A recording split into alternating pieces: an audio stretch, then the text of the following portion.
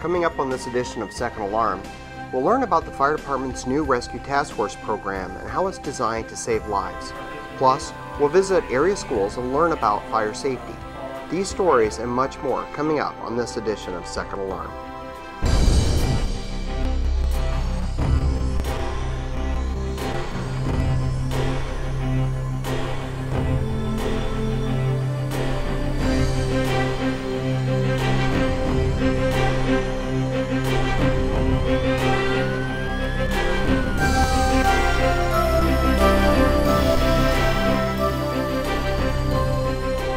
Hello and welcome to Second Alarm. I'm Assistant Chief Brian Schaefer. Active shooter situations like Columbine, Virginia Tech, and Aurora, Colorado are unfortunately becoming more and more common. The lessons learned from these incidents is changing the way the Spokane Fire Department responds to active shooter situations. The department has recently implemented a Rescue Task Force concept that is designed to get treatment to victims quicker. Fire engineer operator paramedic Kyle Chase has much more on this topic.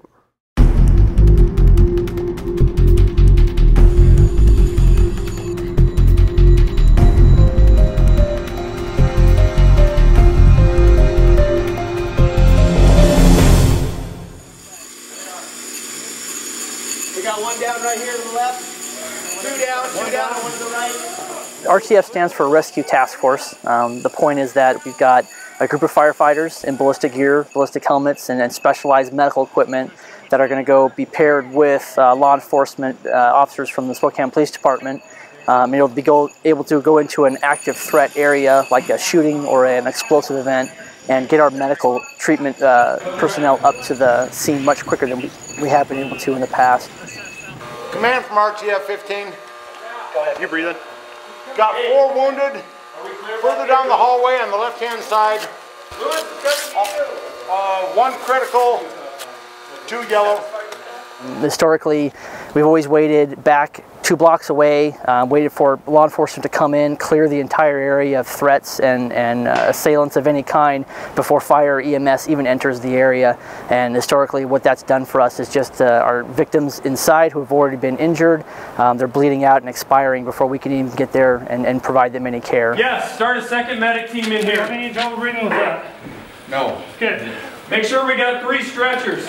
The idea of the Rescue Task Force has come from a lot of things we've seen in the past. Columbine High School shootings, Aurora Theater shooting, even the Boston bombings.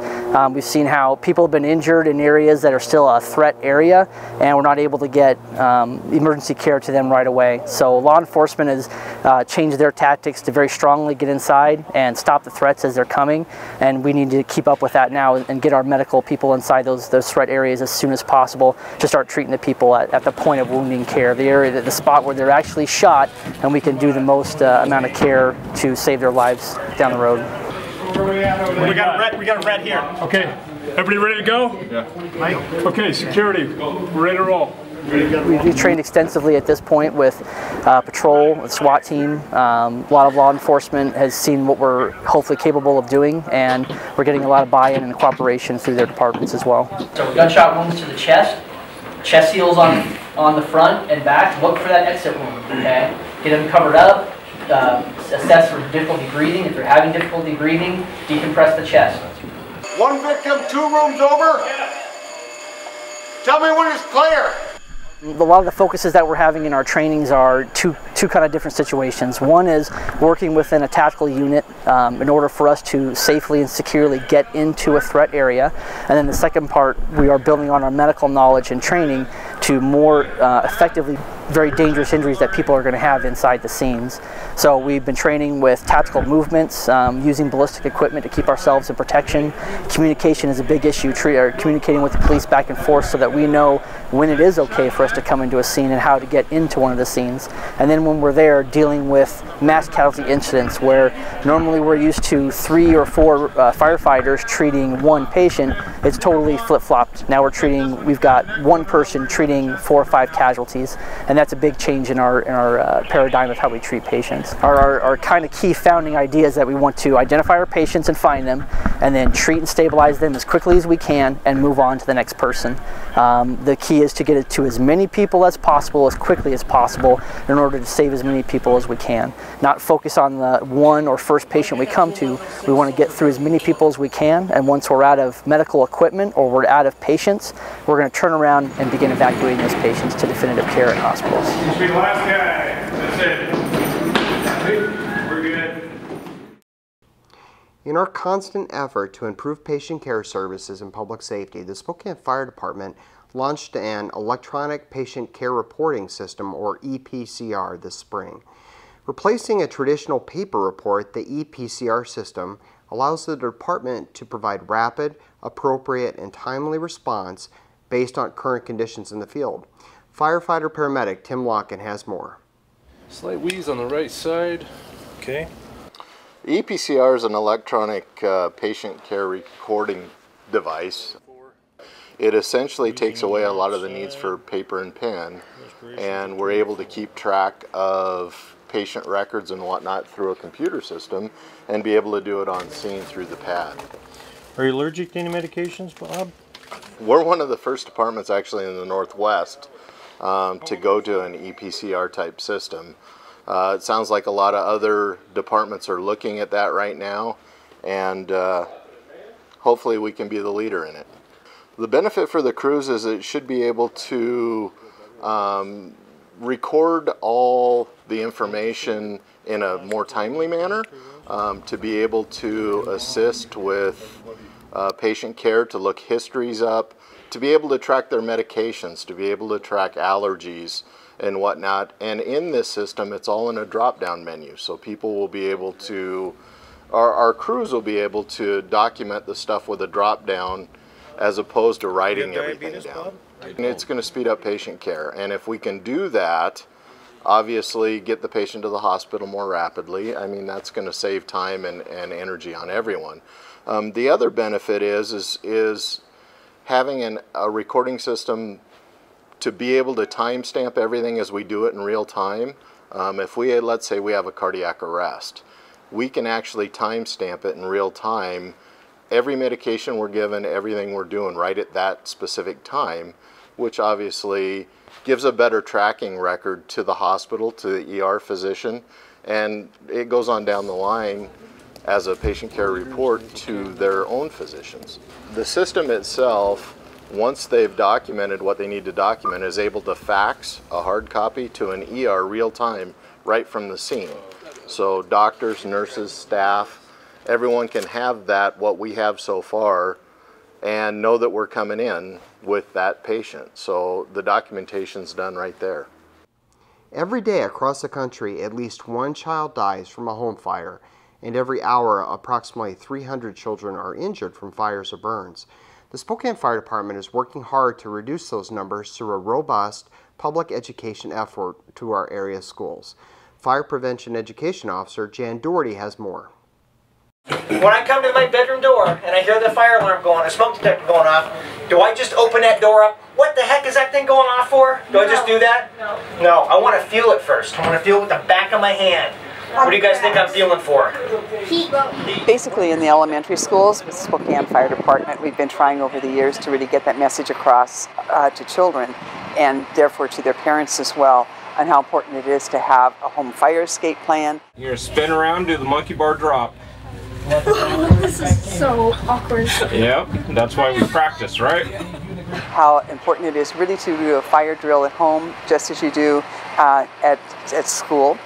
And in order to do so, we have a message for the first and second graders with a little hazard house that's more of a tabletop that shows some of the hazards that are in a home, and make the kids more aware of what they need to help their family do to be safe at home. The smoke's going to rise all the way up here, and all the way up to here, and hopefully the smoke detector catches it, right?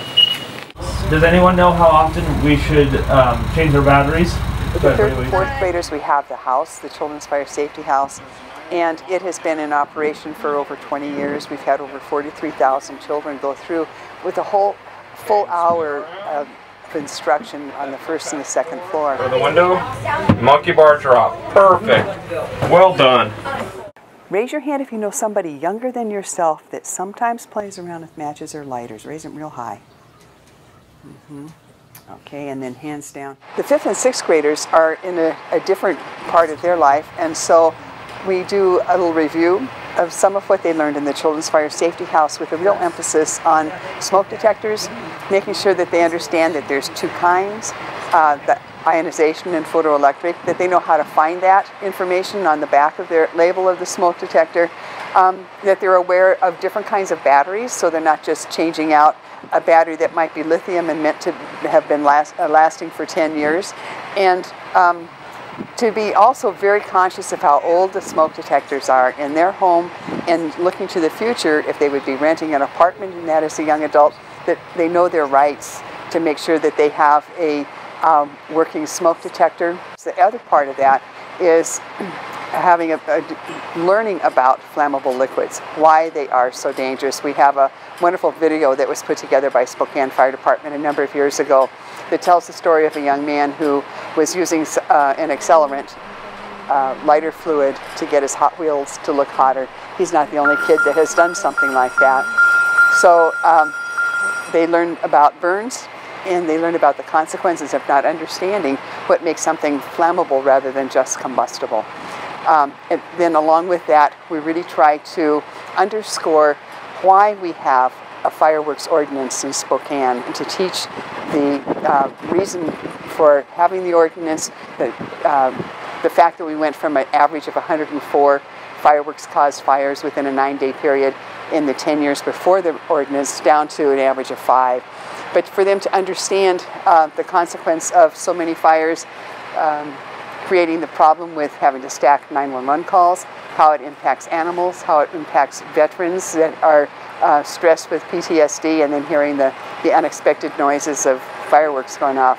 So hopefully they have a better understanding of why we have a fireworks ordinance in Spokane, and that will lead them forward as they grow older.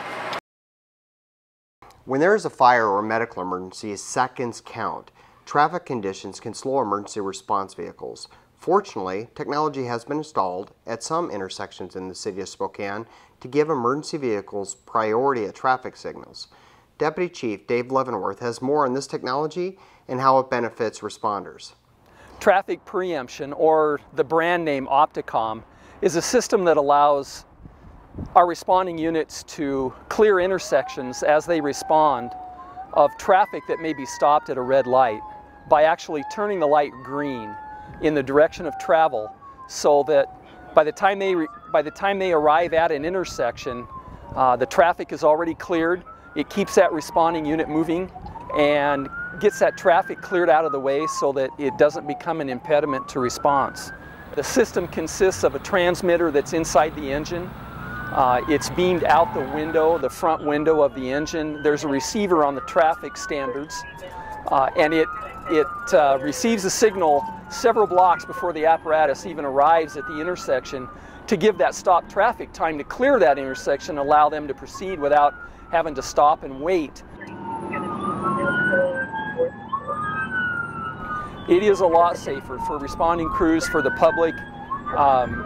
We have a policy that when we pull up behind stopped traffic, that we turn off our lights and sirens, because we don't want to push traffic into oncoming traffic against the light, which increases the danger to them. We don't want our crews to run red lights unless it's absolutely necessary. So traffic preemption is a way that we can avoid that and increase public safety.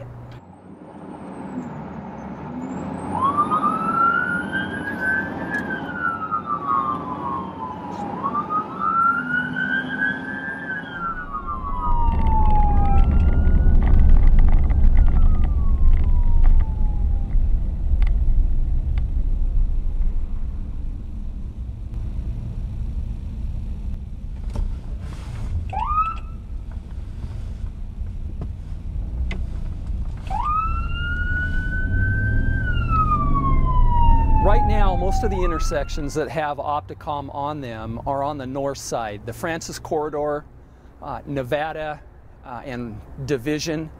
all have preemption devices on them that allow the crews up there on the north side of Spokane to move about with a lot more freedom and a lot more accessibility to decrease traffic flows. It's not only good for public safety, it's also good for our response times and getting our crews to the scene of an emergency faster.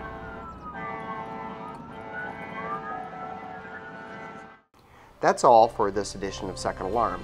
You can watch back episodes on our YouTube channel. If you have any questions or comments about the Spokane Fire Department, feel free to email us at fire@spokanefire.org or give us a call at 509-625-7000. Thanks again for watching, and please stay safe.